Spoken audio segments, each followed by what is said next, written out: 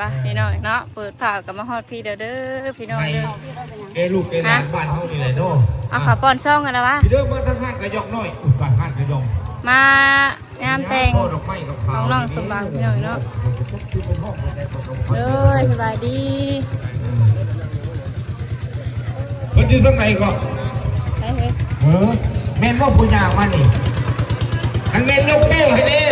มันต้องถ่ายรูปเลยนี่โอ้ยแม่เลยดีผู้ใดก็ว่าจับกล้องกันเลยจะเห็นเจ้าของนะ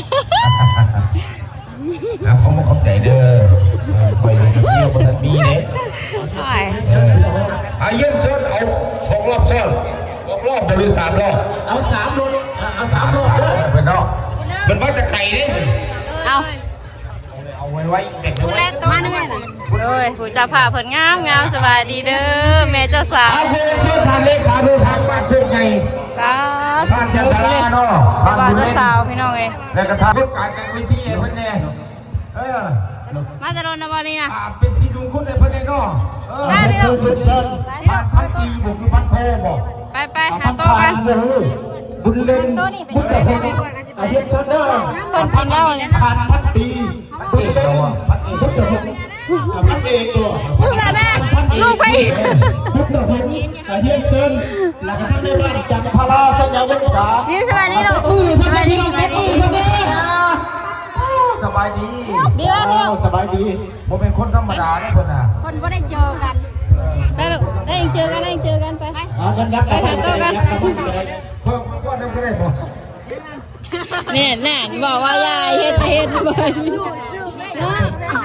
มันยินบอกคนเรา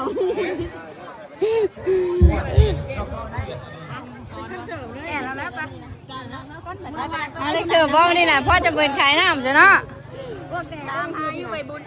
ก็ใช่ช่องเป็นเลยค่ะขอเยี่ยมเชิญทางในบ้านคำแสนปัญญามีชัยสวัสดีครับก่อนในบ้านโคกวายในบ้านคำแสนปัญญามีชัยเยี่ยมเชิญเด้ออะไรปะเยี่ยมเชิญทางในบ้านคำแสนเป็นเมื่อเป็นเกียรติเป็นอีกครั้งนึงที่เราไปแล้วพี่ดูพี่ไว้ไปบ้างพี่อะไรกันเล่าปัญญามีชัยในบ้านโคกวายเนาะอิ่มเมื่อละบ้านนี่พี่น้อยเนาะมาหอดงานแล้วเด้อบ้านในเพิ่นก็ย่อเขาย่อน้ำและพี่น้อยโอ้บ่ได้เด้อตอนนี้พี่น้อยเนาะป้ามาหอดแล้วสบายดีเด้อสบายดีพิงยอมยุหันหลังที่ทางนะหันหลังนี่สบายดี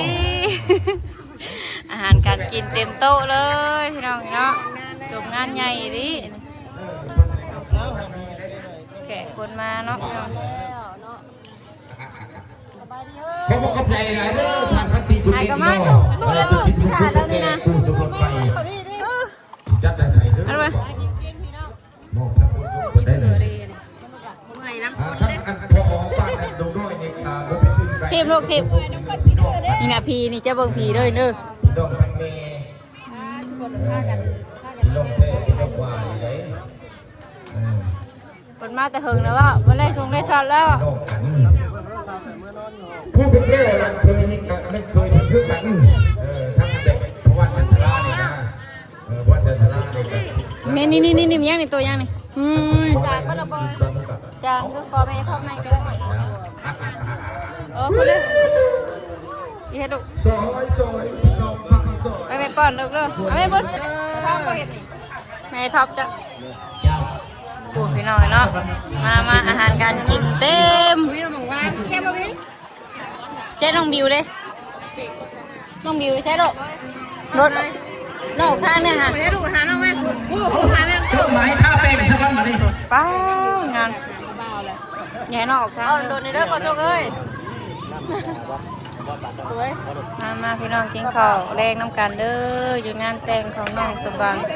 สาวเราต่างประเทศเนี่ยนะจากยูแต่ว่าเปิดบุฟเฟ่ยังหาจะให้เปิดเลยไม่เอากระดาษเปียกมาแล้วให้แบบที่ต้องหานางยางมาคุมพี่น้องเนาะสบายดีทางนะมากินเหล้าเชียวแล้วว่าบุฟเฟ่คนเปิดใช่ไหมบุฟเฟ่คนเปิดบุฟเฟ่แล้วไม่ได้กินบ่เปิดใส่หัวโต๊ะเปิดใส่หัวโต๊ะเพิ่นกับปิดไว้เลย จังว่าแล้วคงจะง่าย ทั้งนั้นเมื่อแหละ เมื่อทั้งนั้นเลย เมื่อไว้ใช่ป่ะ ถูกไปหน่อยเนาะกำลังกินข้าวกินน้ำมาอีกแล้วอีกแล้วบาทหนึ่งได้เลยกินมามีความสุขพี่น้องอาหารมากครับโอ้ยน้องเลย จานกระปุ่นบ่ทันบ่เราเป็นหมดเพลง แมนอ่ะโอ้ยจะแมนมักมัวสู้ เมื่อ เมื่อยเมื่อยอันเมื่อยบ่พอพี่น้องไอ้ผู้ลูกสาวนี่ลูกสาวน้อยรับเราป้า อาจารย์มาจาก นี่เป็น โรงเรียน ตะเกียบ กี่ไปปอกลม จากท่านอาจารย์ดวงวิไลเทพชิยะ แสงมันพอดีงามเลย ได้ เนาะ ขอมาสมน้ำหนาตัวเองมีเด็กว่าสั่งตัวเองแล้วก็เทมเซนท่านอาจารย์ดวงวิไลเทพชิยะและก็อาจารย์จีนมณีศรีมหานาม ลมให้ห และ น่อ ก็ ย อา เนาะ จารย์ลินดาพงษ์สุภาและก็ท่านอาจารย์ลัมมนาถกิตติลา เนี่ยเฮ้ย เทมเซนอาจารย์เด้อ ซื้อหน่อไปพอด อนุญาตตัดคำ ไม่อยู่กันแล้ว เราก็พัฒนาคุณภาพที่เป็นพี่น้องเองไอ้เฮ็ดเชิญเรียนเชิญทักทีมงานตัวอาจารย์เฮามาจากจากโรงเรียนมศบางพีน มสวันพีนพูน พร้อมด้วยทีมงานและมีผู้หลักทางพาณิชย์ตกดักดัง เฮ้ยโอ้ยเดี๋ยวเชิญอาจารย์ก็เรียนเด็ก ไอ้เฮ็ดเชิญนะครับอาจารย์เด้อเพื่อเป็นเกียรติเป็นสิริมงคลให้แก่ท่านเจ้าภาพและกับผู้ เมื่อยแล้วพี่น้อย ในมื้อนี้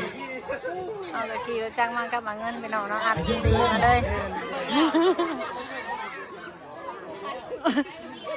ดุ้งใครได้ไหมนี่นะ และก็สิได้เฮ็ดเชิญ กูสิกูจะกินเบียร์ยันบอกว่าขาย ก็สิได้จับให้ เราเอาคนเดียวเราแม่งเลย แล้วก็ท่านเจ้าสาวพร้อมพี่น้องเอง ให้เรากินเลยทีเดียวแล้วก็ลูกไม่นอนจังไรเมียเรากับเมื่อนั่งมาจัง เอาขอเยี่ยมเชิญเด้อ กินน้ำเมื่อพี่น้องเนาะ เข้าเสื้อเรื่องแล้วก็ท่านเจ้าสาว เครื่องของเรื่อง หวังใส่เนวงอ่ะขอเยี่ยมเชิญเด้อท่านเจ้าบ่าวเจ้าสาว แล้วก็ชาจบไปพอดเฮ้ยบัตร เจ้า แม่งยังเบิ่งเฮ้ย ใส่เนวงอ่ะตบมือให้พันเด้อพี่น้องตบมือให้พันเด้อ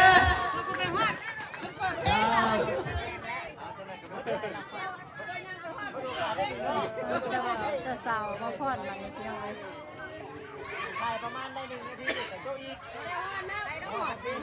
ขอมาจากท่านอาจารย์ดวงมีไรเคนที่จักสมน้ำหนาตัวเองหัวสมเนาะ ใครจะว่าจะสาวไปพอดก็เปิดเพลงนั้นนี่เลย ทาสักวันพี่น้องเลยทาสักวันทาเจ้าเบาสักวัน ถ่าเจ้าบ่าวกันมาเบิ่งกันพี่น้องเนาะเจ้าบ่าวเจ้าสาว22 ปีเจ้าบ่าว69 ปีแม่น เอา เจ้าสาว ท่าน เจ้า เจ้า สา บ่าว วเพิ่นก็หาเยี่ยมเส้นท่านจะได้จับให้ ห่างกันเป็น40พุ่นมาจากนี่ ในบ้านเฮาสัก เนาะ พี่อง 40ปลายพุ่นเนาะ ในบ้านเฮาสักวันออกมาประกอบชวนได้น้องวงสามัคคีในห้องนี้เยี่ยมเส้นด้วยท่านในบ้านเด้อ แอลเท่าเตียงเท่าแต่แอลอย่างนั้นเลยเออเท่า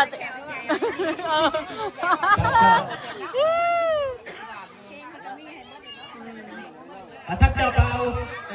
ก็ไม่ได้เท่าพี่น้องว่าแต่งตัวแล้วก็รออยู่แล้วก็ไรใช่ เจ้าพ่อเอาได้บัดพี่น้องเลย อ้าทำไม หาเจ้าเบากันบ่ใจให้เจ้าเบาเป็นบัดนี้ หมดมาแล้วมาแล้ว เจ้าเบาแต่งตัวอยู่ ลูกไปนะจะว่าผู้ใดจะ แต่ ว่า ว่าเอาเมื่อยเลยผม จะว่ามึง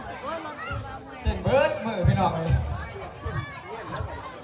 เอาเยี่ยมเส้นเด้อท่านเจ้าเบาตบมือเป็นเกียรติให้ท่านเจ้าเบาเพื่อนพี่น้อง มือ จ้า ฉันแล้วเงาเสร็จเลยโดนกระดกอยู่เว้ยพร้อมนะวะพี่น้อง ก็แต่มือเริ่มงานแล้วเบิ่งไม่แต่เราอะแลนเดียดงานได้ครับรถขับเราไปซื้อเครื่องซื้อของเด้